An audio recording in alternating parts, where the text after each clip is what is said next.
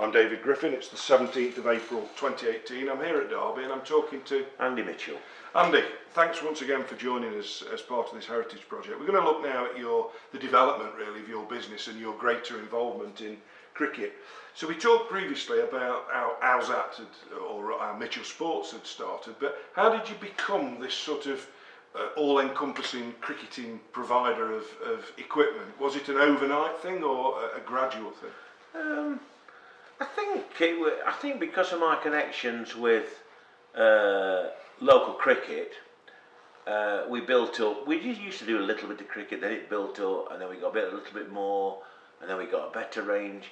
And my involvement down here, I would thought really started with Goldie, to be honest, Steve Goldsmith. So were you anticipating that you're selling equipment to cricket local clubs in Derbyshire?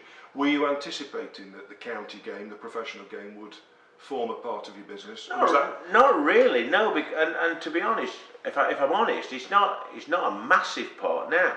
It's I do provide quite a lot of boots for lads up and down the country. But as you know, in these times of sponsorship, they get most of the kit given them anyway. The lads here at Derby, I do a lot of boots and I do helmets and things like that. But a lot of the bats and pads and things are already provided by individual suppliers. So what sort of players were you dealing with when you go back to the 90s then? The first real sponsorship deal I suppose I got involved with was round about the same year that they went to Bermuda. Would that be 92, 92 something like that? Yeah. I got dealing with Mitre, and at that time Mitre were quite a big name in cricket. Bob Taylor actually worked for them. Of course, his clubs were. Well, my first ever account that I had in sportswear was with Mitre, and I had a guy that I got to know very well who said that they wanted to get into cricket more, and could I possibly help with a sponsorship deal down here. So I got Mitre to sponsor every player a pair of boots and a pair of rubbers. So that's how that all first started. And also at that time, Andy Burstow was here. Yeah. And I got Andy a bit of a modelling job. Andy Burstow were the hands of Mitre's catalogue the following year. So that's how that started, really. And any interesting tales about that are repeatable anyway about players at that time? Well, were they easy to work with? Oh yeah, they were very thankful for what they got in them days. As I was saying, I still see Dean Jones because we do like to go over to Australia because both my sons played in Australia and we built up this thing. So I see Dean when I go over to Melbourne, and only last year when I saw him, he said, "I still want to wear one of your T-shirts around the house."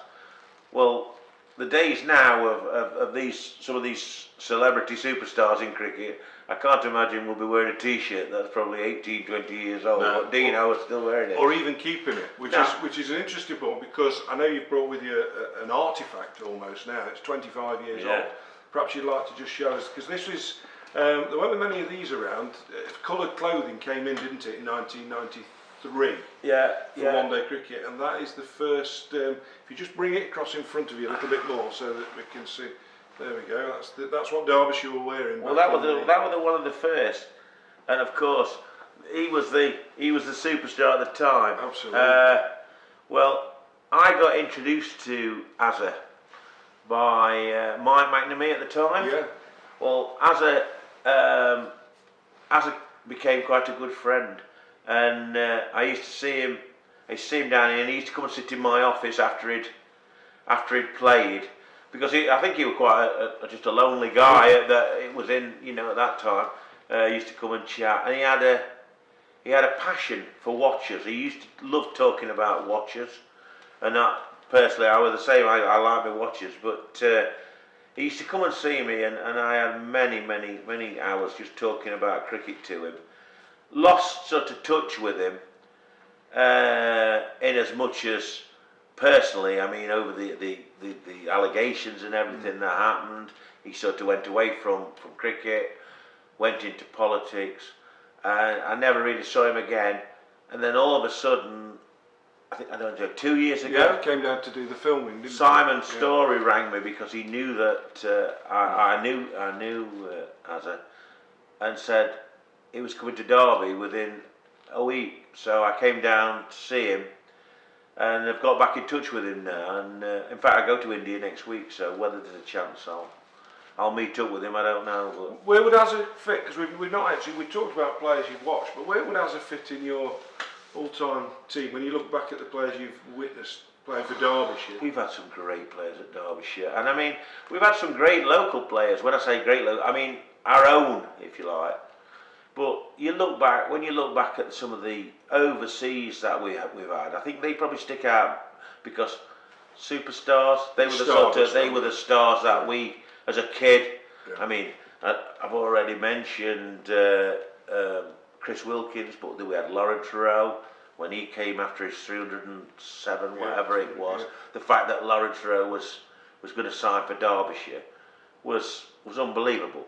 You know, why is he coming to Derby? Sort of thing, one of them.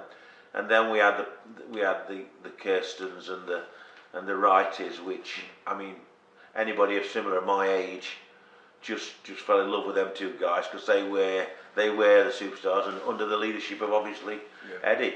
I remember Gerald Mortimer writing the yearbook in 1982 or 83 after Wright and Kirsten had scored 1500s between them in the previous season. And he just wrote a lovely line that said, I'd sit in the press box, I'd look up, and he said throughout 1982 it was as if only Wright and Kirsten were batting for Derbyshire. Yeah, it was as if no one else was batting. It was a sublime pair of cricketers. Brilliant, absolutely brilliant. And in 1989, I played cricket in Australia for Worcestershire Police at the time. And New Zealand were touring Western Australia. And we went to the Wacker. We went to the Wacker to watch them. And John got a ton that day. And Ian Smith, they both got hundreds that day. Now the Wacker, I've not been back to the Wacker till just recently, this last Test match. The Wacker must have had a bit like County Ground here on an April afternoon, really. Very, very few there. And I sat there with a admiration thinking, that's John Wright, he plays for Derbyshire, and get this ton. And I did the strangest thing that, I don't know why I did it, but at the end of the day's play, they walked off, and I just walked to the front and I just said to the umpire, I had no passion, could I have that ball please? I said, I'm from Derbyshire, I just watch it. And he gave me the ball. Really? And that ball I've still got now. And since that time, I got John to sign it, I don't know, whenever. But I managed to get Ian Smith to sign it as well. So that's like one of my favourite things. But then that night we were in Australia and we went for a drink in an Irish bar. And I remember, I looked up and there were John Wright. John Wright and 6 of the New Zealand lads had come in. And I daren't go over and say hello. But he went to the loo. So when I went to the loo, I followed him and I just stood at the side of him and he just looked up and he said, oh, hello. Because I didn't know the guy and I just went, it's not a lot like White Hart at West Hallam. And he looked at me with astonishment because that's where him and Kirsten drunk all the time, White Hart. And he went, are you from Derby?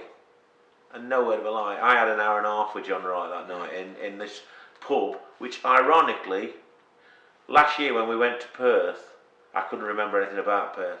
We stopped at this hotel, I looked out and the Irish bar was next to us. Funny things happen like that. The only thing I could remember was this Irish bar where I met John Wright. Yeah.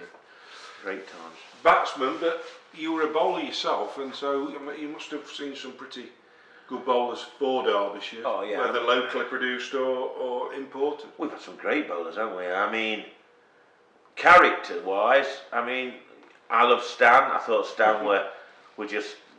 I don't know if there's anybody we can compare Stan to. Dev, obviously, Devon's quite a good friend. I still have a lot to do with Devon. We do a bit of work together now. We're doing a bit at the moment on a charity organisation in Jamaica that Dev's got. So I do keep in touch with Dev a lot. Corky, obviously. Corky was a great player. Had his own sort of ways and things and wanted everybody's cup of tea, but you can't knock the fact what a great player he was. Kev Dean, I'm friendly with Kev, and as a local lad, Kev gave us 100% every time, and it was great to see. Tony Palladino, we've sponsored him for 6 or 7 years now, I would have thought, and again, 100%ers. So yeah, I mean, we go back to Hendrick, don't we? On Ward, and sort of Rhodes, even Rhodes in my lifetime. I remember Harold playing, and the other funny thing that I've got at the moment, I have a shop at Yorkshire Cricket Club at Scarborough, which I love going to just for the festival. I don't only go for the festival, and there's a little breakfast cafe just up the road. And every time I go in, the guy there tells me that he knows Peter Eyre. And he used to train these big Shire horses, what I think Peter Eyre has a passion for. And he plays golf with Peter Eyre, and he tells me everything. So we go through the time he got the wickets against Sussex at Chesterfield. And just think like Venkat, people like that. I mean, you can just keep going back and back and back. And you wouldn't. It'd be very, very hard to pick a team. You just have to pick a team of bowlers and you know, a team of batsmen if you were being honest about it. Even wicket keepers. I mean, we've had some great wicket keepers. So we've talked about the business and we've talked about cricket, but of course the big link between the two, because you got then into the sponsorship of players, sponsorship deals with Derbyshire, and then of course working really closely with players on benefit years. So how did that transformation come about? Were you asked to get involved, or did you approach? The first one that I ever got involved with, as far as sponsoring and actually got on the committee, was Jack Warner. Right, so 95. Oh, you're better at dates than I am, David. I can't remember, but Jack. I can't think of his name now. The name was the guy who. Roger Cooper? No, not Roger Cooper. Roger Jones. Roger Jones. Yes. Roger Jones and Terry Needham approached me. Didn't know the guys that well, just by walking around, and I think it had come from Mike McNamee again, who'd done a little bit with me through the shop. And I used to deal with Pat. Pat Taylor. Pat was another one. I used to go in the shop, and there never used to be a lot of stuff. If you wanted a plastic ruler or a rubber, you were fine. But if you wanted a polo shirt with Derbyshire on, and I remember suggesting to her, I said, look, I do embroidery with polo shirts. Do you want me to give you some and see how you go? And I think we used to get ordered about 12. It weren't a massive order in them days. So my old polo shirts that are in my loft then, that no longer fit, were provided by you? Yeah, well, I always tell the joke that I've known players down here. I knew Johnny Morris when he was a medium. Yeah. It was sort of like, so they used to do that sort of stuff, and that's how that started.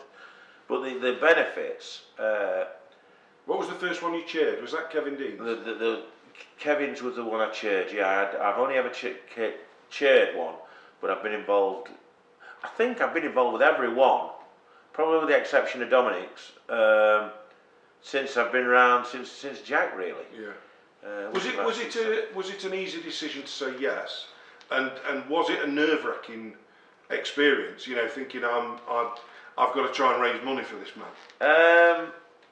I think the first one, which I say with Jack's, was a learning curve, because Jack wasn't a guy who was confident enough to get up and speak a lot. He was a very quiet type of guy. Great local cricketer, if you like. Played a lot of league cricket down in Birmingham, but he wasn't a superstar. He wasn't a Freddie Flintoff, or he wasn't a Michael Vaughan, where everybody wants to get involved. And that was the same for when I chaired Kevin's. Kevin was a top bloke at this club, but he was known by local people and local supporters. It was quite ironic that we had a great year in Kev's because it was a fun year. But we got invited to various other beneficiaries that year, and I went to one, and it just happened to be Freddie's. Kevin went to Ashley Giles the night before. He just like a thing that we got asked to. On the raffle, and they had an auction, so they had a raffle and an auction for Andrew Flintoff, and they put up a Beetle car, and a guy bought this Beetle car. I know that these Beetle cars were £17,000 on the road because I bought one previously just for my wife. This guy bid £23,000 for this Beetle, stood up and said, "I don't want it, you can have it back, put it back in." Now we were competing with Rice Butchers at St Codner, who would give us a piece of meat, and Freddie were getting things like that. So to do benefits for Derbyshire lads is hard, and it's been hard this year with Tony, and it was hard last year with Wade. But you just have to do what you can, and I've never yet been involved with one down here where they've not been grateful just for what they've been given. There's no expectancy, and that's it. What they get, they get. Yeah, I remember one player. I was on a couple of benefit committees, and a player I won't say who he was, but he said to me after the first meeting, "I can't believe that people are doing this for me. They're going to try and raise money, get people to give money for me." And it was quite humbling, really. You mentioned Freddie Flintoff, and did you know him before that? No, I met Andrew 1999 in South Africa. I'd been invited to go by Chris Adams, funny enough, because I'd been friends with Chris here before he left for Sussex, and then he got picked to go to South Africa, and that tour, that's the Anzi Cronje famous tour. There was 6 debutants. Chris was one, there was Maddie, there was Gav Hamilton, there was Fred, Graham Swan, and one other which I'll think of. So it was a youngsters tour, and we went out and we sort of like we'd been invited to various functions, and the New Year's Eve function we got invited to, and we were on the Flintoff table, which at that time was Andrew, his mum and dad, and his brother, and that were it. And that's how I got to know, and sort of know him quite well, Freddie. And I've got to say the guy's never altered them from that day to here now. He's still just a very, very normal bloke. Which a lot of cricketers are, Dave, to be fair. Yeah, it's interesting because you made a comment earlier on about John Wright, and it's interesting because there's the old saying about never meet your heroes. But there is just that feeling generally in cricket that they're all right, aren't they? You know, there's the odd one that perhaps lets you down, but in the main, my experience. Again, we're not going to name names, but there's possibly. I mean, I've met hundreds and hundreds and hundreds of pro cricketers through what I do and my passion for the game, and I would say there's only maybe 2 that have been a little bit above the station, let's say, and a lot of the England lads that I've got to know, they're just normal guys. And now I don't think you can compare that to footballers. No. We all know that this winter odd players got into, but I mean that happens. They're just playing a game we love. They just happen to do it better. They just happen to be very, very lucky that they're playing a game that we wish we could play. Yeah. Well, we'll leave it there for now, Andrew. Thank you. Cheers.